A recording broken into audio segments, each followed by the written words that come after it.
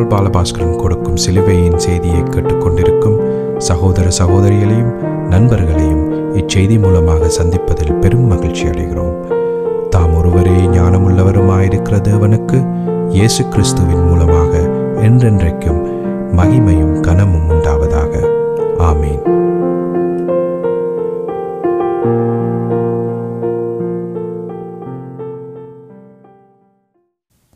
நான் பால் பாலபாஸ்கரன். சிலுவையின் செய்தியில் என் சகோதரர்கள், சகோதரிகள், என் நண்பர்கள் மற்ற எல்லோரையும் சந்திப்பதில் நான் பெரும் மகிழ்ச்சி அடைகிறேன்.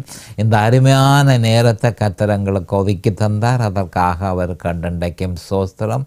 கர்த்தருடைய வேத வார்த்தைகளை உங்களோடு பகிர்ந்து கொள்வது எனக்கு மிகுந்த சந்தோஷத்தை அளிக்கிறது. அப்படியே உங்களுக்கும் அது மிகுந்த சந்தோஷத்தை அளிக்கும் என்று நான் நிச்சயமாக நம்புகிறேன். இந்த சிலுவையின் செய்தியை பற்றி அடிக்கடி நான் உங்களுக்கு சொல்கிறது வழக்கம். சிலுவையின் செய்தியினுடைய நோக்கம் ரோமர் 6, ரோமர் 7, ரோமர் 8 அதிகாரத்தை பிரசங்கிப்பதே.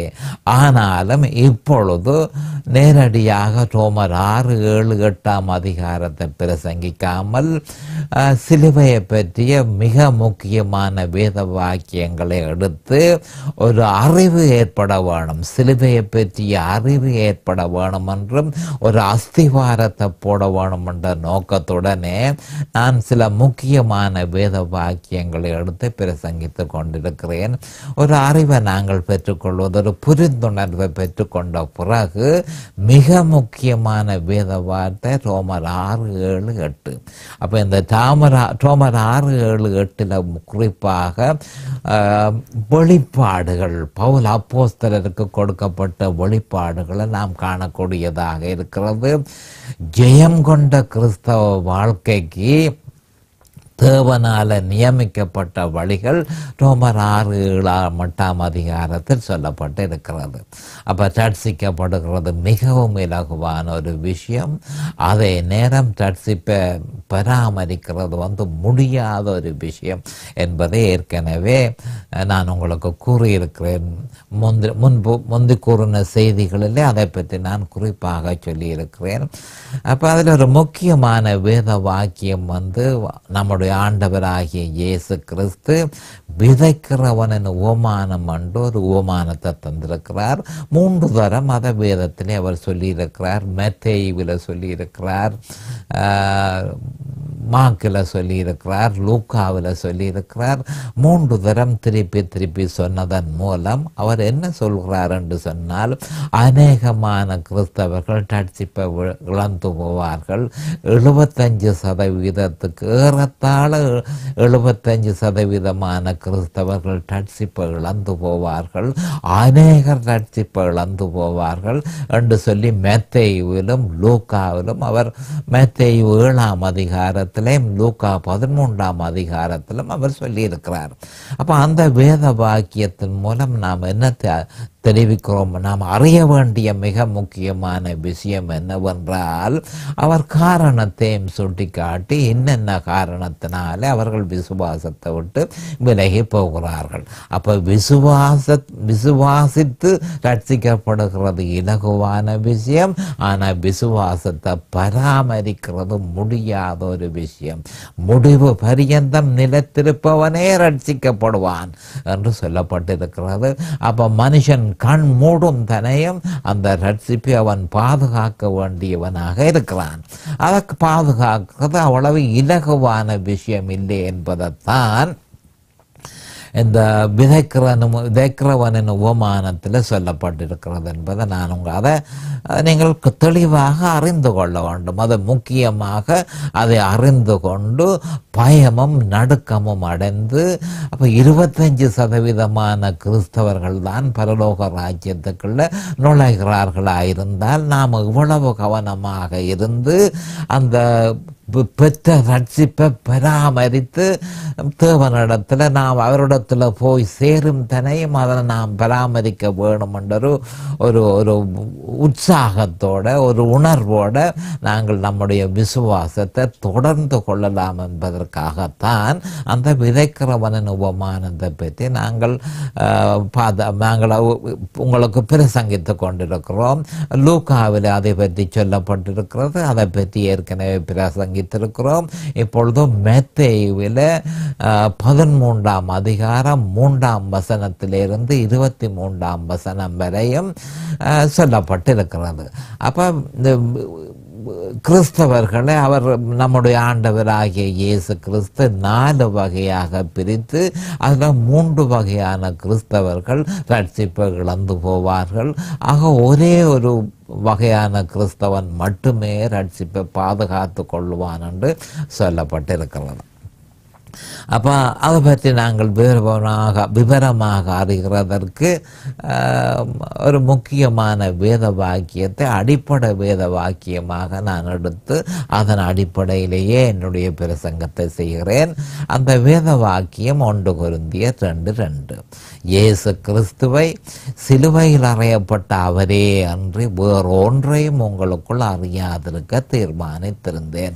அப்போ கிறிஸ்தவன் அந்த 25% அகப்பட வேணுமாக இருந்தால் இந்த 1 கொரிந்தியர் 2:2 அவன் மிக நுட்பமாக பரிசீலனை செய்து அதனை அவன் பின்பற்ற வேண்டிய கட்டாயம் ஏற்படுகிறது. அங்கே என்ன சொல்லப்பட்டிருக்கிறது? இயேசு கிறிஸ்துவை சிலுவையில் அறையப்பட்ட அவரையே அன்றி வேறொன்றையும் உங்களுக்குள் அறியாதிருக்க தீர்மானித்திருந்தேன் என்று சொல்லப்பட்டிருக்கிறது. அப்ப கிறிஸ்தவன் ரட்சிக்கப்பட்ட கிறிஸ்தவன் ரட்சிக்கப்படாவிட்டாலும் அதுதான் வழி. ரட்சிக்கப்பட்ட கிறிஸ்தவனுக்கும் அதுவே வழி. அவன் இயேசு கிறிஸ்துவை விசுவாசிக்க வேணும். அவர் சிலுவையில் செய்து முடித்ததை விசுவாசிக்க வேணும். வேறொன்றையும் அவன் விசுவாசிக்க கூடாது என்று 1 கொரிந்தியர் 2:2 சொல்லப்பட்டிருக்கு. அதன் நிமித்தமே இந்த விதைக்கிறவனின் உபமானத்தில் 4/3 கிறிஸ்தவர்கள் ரட்சிப்பை இழந்து போனார்கள். அவர்கள் 1 கொரிந்தியர் 2:2 அவர்கள் பின்பற்றவில்லை. இது பற்றிய விவரத்தை நாங்கள் பார்ப்போம். இப்பொழுது ஜெபத்துக்கு கடந்து செல்லுவோம். அருமையானங்கள் பிதாவே, உமக்கு ஸ்தோத்திரம். பரலோகத்தின் தேவனே, உமக்கு ஸ்தோத்திரம். உம்முடைய குமாரன் இயேசு கிறிஸ்துவை பலியாக சிலுவையிலே ஒப்பு கொடுத்து அவருடைய வெளியேறப்பெற்ற இரத்தத்தினால் நீரங்களை மீட்டுக்கொண்டீர். அதற்காக என்றென்றைக்கும் ஸ்தோத்திரம் பிதாவே. என் சகோதர சகோதரிகளை ஆசீர்வதியும் அபிஷேகியும் உம்முடைய வேத வார்த்தைகளை அறிந்து கொள்ளக்கூடிய பாக்கியத்தை அவர்களுக்கு கொடுத்தருளும். அதே நேரம் அடியேனையும் அபிஷேகித்து நிதானமான முறையில் அவர்களுக்கு போதிக்கத்தக்கதாக உம்முடைய பரிசுத்த ஆவியானவர் தாமே போதனை செய்ய வேண்டும் என்று இயேசு கிறிஸ்துவின் நாமத்தினால் கேட்டுக்கொள்கிறேன் பிதாவே. ஆமேன் and amen and amen. Hallelujah, hallelujah, hallelujah. Thank you Jesus. இப்பொழுது மத்தேயு 13:22 நாம் போவோம். 13:22. அப்போ இந்த 13:22 எந்த வகையான கிறிஸ்தவர்களை பற்றி சொல்லப்படுகிறது? முள்ளுள்ள இடங்களில் விதைக்கப்பட்ட கிறிஸ்தவர்களை பற்றியே இந்த மத்தேயு 13:22 சொல்லப்பட்டிருக்கிறது. இந்த கிறிஸ்தவர்களும் ரட்சிப்பை இழந்து போனார்கள் என்பதை முன்கூட்டியே நாம் அறிந்து கொள்ள வேண்டும். மத்தேயு 13:22 முள்ளுள்ள இடங்களில் விதைக்கப்பட்டவன் வசனத்தை கேட்கிறவனாயிருந்தும் உலக கவலையும் ஐஸ்வர்யத்தின் மயக்கமும் வசனத்தை நெருக்கி போடுகிறதுனால் அவனும் பலனற்று போவான். மறுபடியும் வாசிக்கிறேன். மிக முக்கியமான வேத வாக்கியம். முள்ளுள்ள இடங்களில் விதைக்கப்பட்டவன் வசனத்தை கேட்கிறவனாயிருந்தும் உலக கவலையும் ஐஸ்வர்யத்தின் மயக்கமும் வசனத்தை நெருக்கி போடுகிறதுனால் அவனும் பலனற்று போவான் என்று சொல்லப்பட்டிருக்கு. அப்போ முள்ளுள்ள இடங்கள் விதைக்கப்பட்டவன் என்று சொன்னால் அதனுடைய அர்த்தம் என்ன? போதிய ஆழம் இருக்கிறது, போதிய ஆழம் இருக்கிறது. மற்றது அந்த சாயில், அந்த மண் வந்து பண்படுத்தப்பட்ட மண்ணாக இருக்கிறது. அப்போ அதன் சுருக்கமாக சொல்லப்போனால் இருதயம் பண்படுத்தப்பட்ட ஒரு இருதயமாக இருக்கிறது, ஆழமான இருதயமாக இருக்கிறது. அவன் வேத வசனத்தை அவன் பெற்றுக்கொள்கிறான், சந்தோஷத்தோடு பெற்றுக்கொள்கிறான். அவன்தான் முள்ளுள்ள இடங்களில் விதைக்கப்பட்டவன். வசனத்தை கேட்கிறவனாயிருந்தும் அதில் கவனமாக பார்த்து கொள்ள வேண்டியது, அப்போ அவனுடைய அந்த இருதயம் வந்து நல்ல பண்படுத்தப்பட்ட இருதயமாக இருக்கிறது, ஆழமாக இருக்கிறது. வசனத்தை அவன் சந்தோஷமாக கேட்டு பெற்றுக்கொண்டான். வசனத்தை கேட்கிறவனாயிருந்தும் மிகுந்த சந்தோஷத்தோட வசனத்தை, எந்த வசனத்தை? சிலுவையில் அறையப்பட்ட இயேசு கிறிஸ்துவை பற்றிய வசனத்தை அவன் கேட்கிறவனாக இருக்கிறான். அப்படி அவன் கேட்கிறவனாக இருந்தும் உலக கவலை அவனுக்கு ஆரம்பமாகிறது. உலக கவலை, உலக கவலை என்று சொல்லும் பொழுது உலகம் என்ன மாதிரி, உலகத்தை பார்த்து தனக்கு எல்லாம் குறைவுபடுகிறது. ஆனால் உலகத்திலேயோ அவர்கள் சந்தோஷமாக இருக்கிறார்கள். அவர்கள் இயேசு கிறிஸ்துவை ஏற்றுக்கொள்ளவில்லை, அவர்களுக்கு ஒரு துன்பமும் இல்லை, அவர்கள் மிகுந்த சந்தோஷமாக இருக்கிறார்கள் என்று சொல்லி உலக கவலை அவனுக்கு தொடங்கி விடுகிறது. அடுத்ததாக வந்து ஐஸ்வர்யத்தின் மயக்கம் அவனுக்கு ஆரம்பமாகிறது. நான் செல்வந்தனாக இருக்க வேணும், நான் ஐஸ்வர்யவானாக இருக்க வேணும் என்ற சிந்தனை ஆரம்பமான உடனேயே அவனுடைய விசுவாசம் வந்து தவறான இடத்துக்கு விலகி செல்கிறது என்பதை நாம் அறிந்து கொள்ள வேண்டும். அதாவது அப்படி நான் இன்னும் அதிகமாய் பெற்றுக்கொள்ள வேணும், நான் இன்னும் ஐஸ்வர்யவானாய் இருக்க வேணும் என்ற எண்ணம் தொடங்கின உடனேயே அவன் தவறான சிந்தனையில் போய்கொண்டிருக்கிறான் என்பதை நாம் அறிந்து கொள்ள வேண்டும். ஐஸ்வர்யம் கர்த்தரிடத்திலிருந்து கிடைக்கிற ஒன்று. அப்போ கர்த்தர் அந்த ஐஸ்வர்யத்தை கொடுக்க வேணுமோ என்பதை நிச்சயமாக நிதானித்து அவர் அதனை கொடுப்பார். அதற்காக நாம் முயற்சி செய்ய வழிகிட்ட உடனே நம்முடைய மாம்சத்துக்குள்ள நாம் அகப்பட்டு மாம்சத்தின் சிந்தனையின்படி இழுபட்டு தவறானதை நாம் சிந்திக்க வேண்டிய ஒரு கட்டாயம் நமக்கு ஏற்படுகிறது.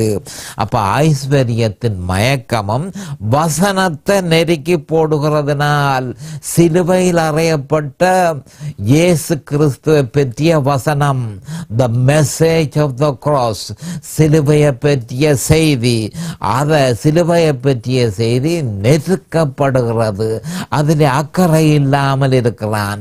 ஏனென்று சொன்னால் இப்போ அவனுடைய சிந்தனை உலக கவலையும் ஐஸ்வர்யத்தினுடைய கவலையும் அவனுக்கு ஏற்பட்டபடியினால அந்த வசனத்திலே அவன் அக்கறையற்று போடுகிறான்.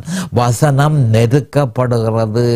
சிலுவையில் அறையப்பட்ட இயேசு கிறிஸ்துவை பற்றிய செய்தி, சிலுவையில் அறையப்பட்ட இயேசு கிறிஸ்துவை பற்றிய வசனம் நெருக்கப்படுகிறது. எதனால நெருக்கப்படுகிறது? உலக கவலைகளினாலும் ஐஸ்வர்யத்தின் மயக்கத்தினாலும். ஐஸ்வர்யம் ஒரு மயக்கத்தை ஏற்படுத்தும். அந்த மயக்கம் வசனத்தை நெருக்கி போடுகிறது. அப்படி நெருக்கி போடுகிறதானால என்ன நடக்கிறது? அதனை நெருக்கி போடுகிறதாண்டா அதனுடைய அர்த்தம் என்ன? வேத வசனம் முளைக்க இயலாமல் இருதயத்தில் நாட்டப்பட்ட அந்த வசனம் வளர்ச்சி இல்லாமல் இருக்கிறது, வளர்ச்சி தடப்பட்டு போய் இருக்கிறது. வேத வசனம் வளர்ந்து கொண்டு போக வேணும், வளராமல் அங்கே ஒரு தளர்ச்சி ஏற்பட்டு, அதாவது ஒரு பக்கத்தாலும் வளர்ச்சி இல்லாமல் இருக்கிறத பார்க்கக்கூடியதாக இருக்கிறது. வசனத்தை நெருக்கி போடுகிறது. எது நெருக்கிறது? உலகத்தினுடைய கவலையும் ஐஸ்வர்யத்தினுடைய மயக்கமும் வசனத்தை நெருக்கி போட்ட உடனே அவனும் பலனற்று போவான், அவனும் பலனற்று போவான். அப்ப முள்ளுள்ள இடங்க, அந்த முள்ளென்று சொல்லப்பட்டது இதுதான். உலக கவலை, ஐஸ்வர்யத்தினுடைய மயக்கம், இதுகள் எல்லாத்தையும் அவன் இடம் கொடுத்தான். அதுகள் வளர்றதுக்கும் அவன் இடம் கொடுத்தான். அதுகள் இப்பொழுது வேத வசனத்தை நெருக்குகிறது. வேத வசனத்தை அவன் அறியாமல் போறதற்கு அவனை நெருக்குகிறபடியினால அது வளர்ச்சி அடையாமல், வேத வசனம் வேரூண்டி இருதயத்தில் வளர்ச்சி அடைந்து பெற வேண்டிய கனியை உற்பத்தி செய்ய முடியாமல் இருக்கும் பொழுது என்ன நடக்கிறது? நெருக்கப்படுகிறது. அதனாலே அவன் பலனற்று போவான் என்று சொல்லப்பட்டிருக்கு. அப்போ கடைசியிலே அவனும் தன்னுடைய ரட்சிப்பை இழந்து போவான் என்பது தெளிவாக சொல்லப்பட்டிருக்கிறது. யோவான் 15:2-15:6 இது பற்றி சொல்லப்பட்டிருக்கிறது. நம்ம ஆண்டவர் சொல்லியிருக்கார், வசனம் உள்ளுக்குள்ள போனால் அது கனி கொடுக்க வேணும். கனி கொடுக்காமல் விட்டுதண்டு சொன்னால் நான் அதை இருக்க விட மாட்டேன் என்று ஆண்டவர் யோவான் 15:2 சொல்லியிருக்கிறார். என்னில் கனி கொடாதிருக்கிற கொடி எதுவோ, இயேசு கிறிஸ்துவில கனி கொடாத அப்ப கொடி என்று சொல்லப்படுகிறது கிறிஸ்தவர்களை சொல்லப்பட்டு கிடக்கு. அப்ப கிறிஸ்தவர்கள் என்னில் என்றது அவர் ஆண்டவர் ஆகிய இயேசு கிறிஸ்து பற்றி சொல்லப்பட்டிருக்கிறது.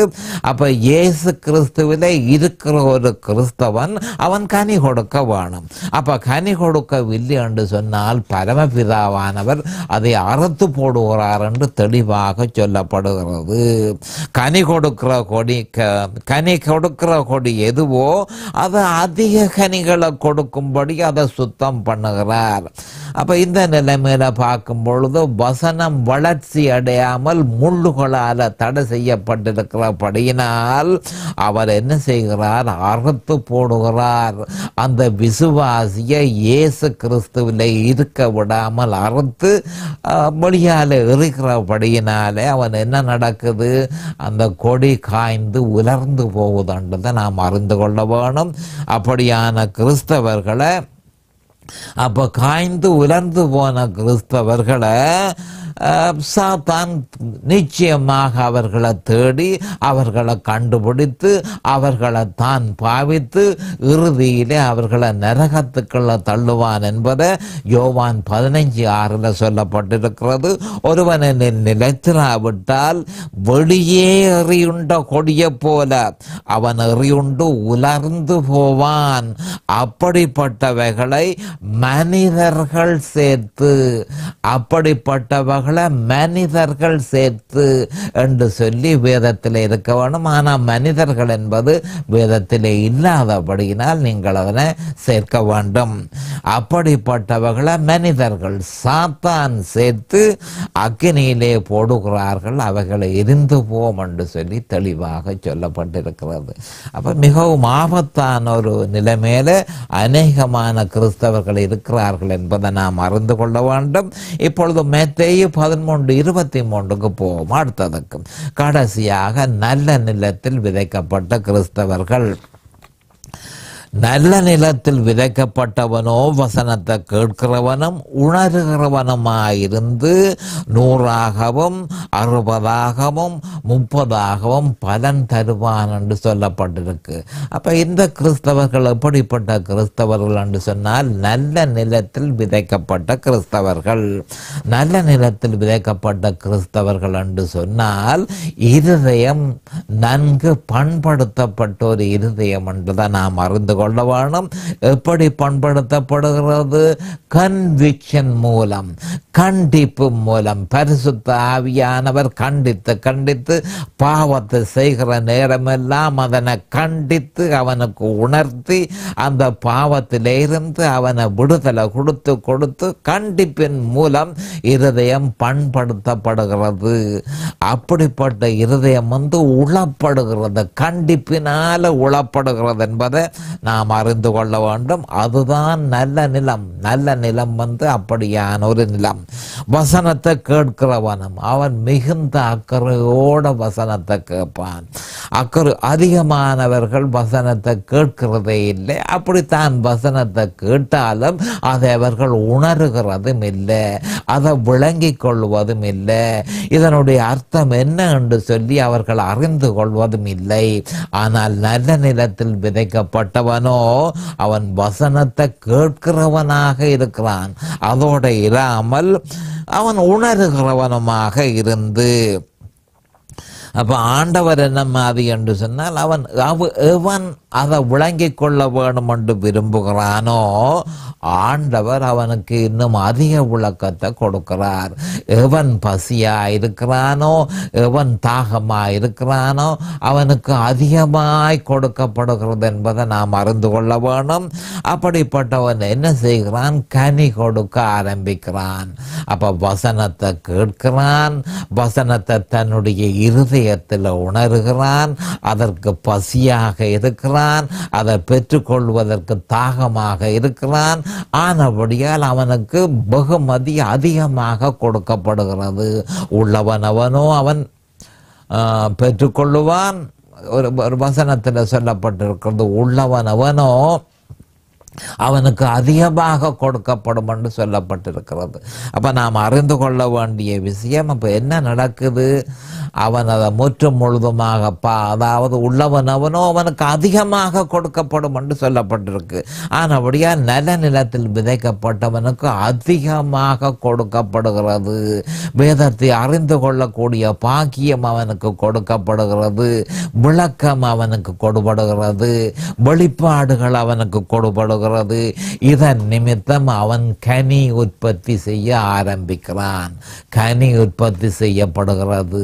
அது விசுவாசியினால் கனி உற்பத்தி செய்யப்படவில்லை. குறிப்பாக என்ன மாதிரி என்று சொன்னால், பரிசுத்த ஆவியானவர் வல்லமையாக அவனில் வல்லமையாக செயற்படுகிறபடியினால், வல்லமையாக அசைவாடுகிறபடியினால் அவனில் கனி உற்பத்தி செய்யப்படுகிறது. அப்போ அந்த கனி என்ன மாதிரி என்று சொன்னால் 30ஆக ஆரம்பித்து 60ஆக ஆரம்பித்து 100ஆக இருக்கும் என்பதை தெளிவாக இந்த 13:23 சொல்லப்பட்டிருக்கு. இந்த விதமான கிறிஸ்தவர்களே உலகத்தை கலக்குகிறவர்கள் என்று சொல்லி அப்போஸ்தலரில் சொல்லப்பட்டிருக்கிறது. இப்படி 25% கிறிஸ்தவர்கள் தான் இருக்கிறார்கள் என்பதை நாம் அறிந்து கொள்ள வேணும். இது பற்றி விவரமாக யோவான் 15:1-8 நமக்கு தரப்பட்டிருக்கிறது. அதை மேலால பார்ப்போம். என்ன மாதிரி கனி உற்பத்தி செய்யப்படுகிறது, அதற்கு என்ன செய்ய வேணும் என்ற விவரம் எல்லாம் யோவான் 15:1-8 தெளிவாக சொல்லப்பட்டிருக்கிறது. அதனையும் இருக்கா பார்ப்போம். ஆண்டவர் சொல்கிறார், நான் தான் மெய்யான திராட்சை செடி, என் பிதா திராட்சை தோட்டக்காரர். அப்போ அவர் தான் எல்லாத்துக்கும் சொந்தக்காரனாக இருக்கிறார். நான் இயேசு கிறிஸ்து சொல்கிறார், நான் திராட்சை செடியாக இருக்கிறேன், திராட்சை செடி. அப்போ விசுவாசிகள் என்ன? அவர்கள் கொடிகளாக இருக்கிறார்கள். அப்போ கவனமாக கேட்டுக்கொள்ளுங்கள், நானே மெய்யான திராட்சை செடி, வேறு எந்த திராட்சை செடியும் கிடையாது. நானே மெய்யான திராட்சை செடி, நானே மெய்யான இஸ்ரவேலியன், நானே மெய்யான மனுஷன். மெய்யான மனுஷன் நான் ஒருவன் தான் என்று சொல்லி ஆண்டவர் தெளிவாக சொல்கிறார். அப்போ நான் மெய்யான திராட்சை செடி, என் பிதா திராட்சை தோட்டக்காரர். இந்த உண்மையை அறிய வேணும். கிறிஸ்தவர்கள் இந்த உண்மையை தெளிவாக அறிய வேணும். இயேசு கிறிஸ்துவே திராட்சை செடி, பரமபிதா திராட்சை தோட்டக்காரர், சொந்தக்காரர் என்று சொல்லி நாங்கள் அறிந்து கொள்ள வேணும். இரண்டாவதாக அவர் என்ன சொல்கிறார் என்று சொன்னால், என்னில் கனி கொடாதிருக்கிற கொடி எதுவோ அதை அவர் அறுத்து போடுகிறார். அப்போ நான் திராட்சை செடி, இயேசு கிறிஸ்து சொல்லுகிறார், நான் திராட்சை செடி, விசுவாசிகள் கொடிகளாக இருக்கிறார்கள். அப்போ அவர் கொடிகளாக இருக்கிறதா இருந்தால் என்னிலே அவர்கள் ஒட்டி இருக்கிறபடியினால் என்னிலே இருந்து சத்தை பெற்று அவர்கள் கனி கொடுக்க வேணும். என்னிலே அவர்கள் ஒட்டி கொண்டு இருக்க வேணும். என்னிலே இருந்து சத்துக்களை அவர்கள் பெற்று கொண்டிருக்க வேணும். அந்த சத்துக்கள் மூலம் கனிகளை கொடுக்க வேணும். அப்போ என்னில கனி கொடுக்காமல் ஒரு கொடி இருந்தாலோ பிதாவுக்கு அந்த கொடியை அவர் விரும்புறதில்லை. அந்த கொடியை அவர் அறுத்து போடுகிறார். அப்போ 3/4 கிறிஸ்தவர்கள் இழந்து போறதுன்ற காரணம் என்ன? பரமபிதா அந்த கொடியை அறுத்து போடுகிறார் என்பதை நாம் தெளிவாக அறிந்து கொள்ள வேணும். ஏனில் கனி கொடாதிருக்கிற கொடி எதுவோ அதை அவர் அறுத்து போடுகிறார். கனி கொடுக்கிற கொடி எதுவோ அது அதிக கனிகளை கொடுக்கும்படி அதை சுத்தம் பண்ணுகிறார் உபத்திரவங்களாலும் பல்வேறு கஷ்டங்களினாலும். அப்போ தேவனுக்கு ஏது நல்ல வழிகள் என்று தென்படுகிறதோ அந்த வழிகள் மூலம் அவன் கனி கொடுக்கிறான். அப்போ கனி கொடுக்கிறான், ஆனால் பூரண கனியை அவன் கொடுக்கவில்லை. அப்போ அதனுடைய அர்த்தம் என்ன? சிலுவையை பற்றிய செய்தியை அறிந்திருக்கிறான், இன்னும் அதிகமாக அவன் அறியவில்லை. அப்ப சிலுவையை பற்றிய செய்தி அவன் இன்னும் அதிகமாக அறிந்து கனி கொடுக்க வேண்டும் என்பதுதான் பிதாவினுடைய நோக்கம். அதற்காக அவர் என்ன செய்கிறார்? அது அதிக கனிகளை கொடுக்கும்படி அதை சுத்தம் பண்ணுகிறார். 3வது, நான் உங்களுக்கு சொன்ன உபதேசத்தினாலே நீங்கள் இப்பொழுது சுத்தமாயிருக்கிறீர்கள். அப்ப இயேசு கிறிஸ்து தன்னுடைய சீஷர்களுக்கு சொல்கிறார், என்னுடைய உபதேசத்தை நீங்கள் பெற்றுக்கொண்டீர்கள், ஆனபடியால் நீங்கள் சுத்தமாயிருக்கிறீர்கள் என்று சொல்கிறார் தன்னுடைய சீஷர்களுக்கு. 4வது, என்னில் நிலைத்திருங்கள். இதற்கு ஒரு முக்கியமாக நீங்கள் செய்ய வேண்டிய ஒரு விஷயம் என்னவென்று சொன்னால், இது ஒரு ரகசியம் என்று சொல்ல வேணும். அது என்ன ரகசியம் என்று சொன்னால், கனி கொடுக்க வேணுமாயிருந்தால் நீங்கள் என்னிலே நிலைத்திருக்க வேணும். வேற கதை இல்லை. கனி கொடுக்க உங்களுக்கு விருப்பமாக இருந்தது என்று சொன்னால், அல்லாட்டி ஆபத்தில் இருக்கிறீர்கள். ஏனென்று சொன்னால் பரமபிதா அறுத்து போடுவார். கனி கொடாதிருக்கிற கொடி எதுவோ அதனை பரமபிதா அறுத்து போடுகிறார். அப்போ நீங்கள் செய்ய வேண்டிய வேலை, நீங்கள் என்னில நிலைத்திருக்க வேணும். அதென்ன? என்னை விசுவாசிக்க வேணும். நான் சிலுவையில் செய்து முடித்ததை விசுவாசிக்க வேணும். அந்த விசுவாசத்தில் நிலைத்திருக்க வேணும். வேறொன்றையும் அறிய முயற்சி செய்யக்கூடாது. 1 கொரிந்தியர் 2:2 அதைத்தான் இங்கு சொல்லப்பட்டிருக்கு. என்னில் நிலைத்திருங்கள், நானும் உங்களில் நிலைத்திருப்பேன். அப்போ ஒரு வாக்கு தத்தம் சொல்லப்பட்டிருக்கிறது. நீங்கள் என்னில நிலைத்திருப்பீர்கள், ஆனால் நிச்சயமாக நானும் உங்களில நிலைத்திருப்பேன். அதை பற்றி நீங்கள் சந்தேகப்பட வேண்டிய அவசியம் இல்லை. அப்போ கொடியானது திராட்சை செடியின் நிலத்திராவிட்டால் அது தானாய் கனி கொடுக்க மாட்டாதது போல நீங்களும் என்னில் நிலத்திராவிட்டால் நீங்கள் கனி கொடுக்க மாட்டீர்கள். அப்போ என்னில நிலத்திருந்தால் தான் நீங்கள் கனி கொடுக்க முடியும். என்னில நிலத்திராவிட்டால் கனி கொடுக்க மாட்டீர்கள். கொடியானது திராட்சை செடியில நிலத்திராவிட்டால் அது தானாய் கனி கொடுக்க மாட்டாது. அப்போ ஒரு கொடி தானா எங்கினாலும் கனி கொடுத்ததை கண்டீங்களோ? ஒரு காலமும் இல்லை. அப்ப திராட்சை செடியோட தொடர்பு வச்சிருக்கும் பொழுது தான் அது கனியை கொடுக்கிறத நீங்கள் காண்பீர்கள். அதே மாதிரி என்னோடு நீங்கள் தொடர்பு வச்சிருக்கும் பொழுதுதான் நீங்கள் கனி கொடுக்கிறத நீங்கள் காண்பீர்கள். அப்ப ஆனபடியால் என்னில நிலைத்திருங்கள், என்னை விசுவாசியுங்கள். நான் உங்களுக்காக சிலுவையில் செய்து முடித்ததை விசுவாசியுங்கள். அந்த விசுவாசத்தில் நிலைத்திருங்கள். அப்பொழுது நீங்கள் கனி கொடுப்பீர்கள். நானே திராட்சை செடி, நீங்கள் கொடிகள். ஒருவன் என்னிலும் நான் அவனிலும் நிலைத்திருந்தால் அவன் மிகுந்த கனிகளை கொடுப்பான். என்னை அல்லாமல் உங்களால் ஒன்றும் செய்யக்கூடாது. இதை கவனமாக கிறிஸ்தவர்கள் அறிந்து கொள்ள வேணும். என்னை அல்லாமல் உங்களால் ஒன்றும் செய்யக்கூடாது என்று ஆண்டவராகிய இயேசு கிறிஸ்து தெளிவாக சொல்லியிருக்கிறார். ஒருவன் என்னில் நிலத்திராவிட்டால் வெளியே எறியுண்ட கொடியை போல் அவன் எறியுண்டு உலர்ந்து போவான். அப்படிப்பட்டவர்களை மனிதர்கள் சேர்த்து அக்கினியிலே போடுகிறார்கள், அவைகள் எரிந்து போவோம். என்னை விட்டு நீங்கள் விலகின உடனே பிசாசுகளினுடைய கைகளில் நீங்கள் மாட்டுப்படுவீர்கள். உலர்ந்து போன செடிகளாக நீங்கள் இருக்கிற காரணம் என்னில நிலைத்திராததன் நிமித்தம். ஆனபடியால் பிசாசுகள் உங்களை தெரிந்து செய்து உங்களை பாதாளத்தில் தள்ளுவார்கள். நீங்கள் என்னிலும் என் வார்த்தைகள் உங்களிலும் நிலைத்திருந்தால் நீங்கள் கேட்டுக்கொள்வது எதுவோ அது உங்களுக்கு செய்யப்படும். நீங்கள் மிகுந்த கனிகளை கொடுப்பதனால் என் பிதா மகிமைப்படுவார், எனக்கு சிஷ்யராக இருப்பீர்கள். இப்பொழுது நேரம் சமீபமாகிவிட்டது. அடுத்த செய்தியில் உங்களை சந்திக்கும் வரை கர்த்தராகிய இயேசு கிறிஸ்துவின் நாமத்தினால் நான் உங்களை ஆசீர்வதிக்கிறேன். அவருடைய கிருபையும் இரக்கமும் உங்களுக்கு தாராளமாக கிடைப்பதாக இயேசுவின் நாமத்தில் பிதாவே, ஆமென்.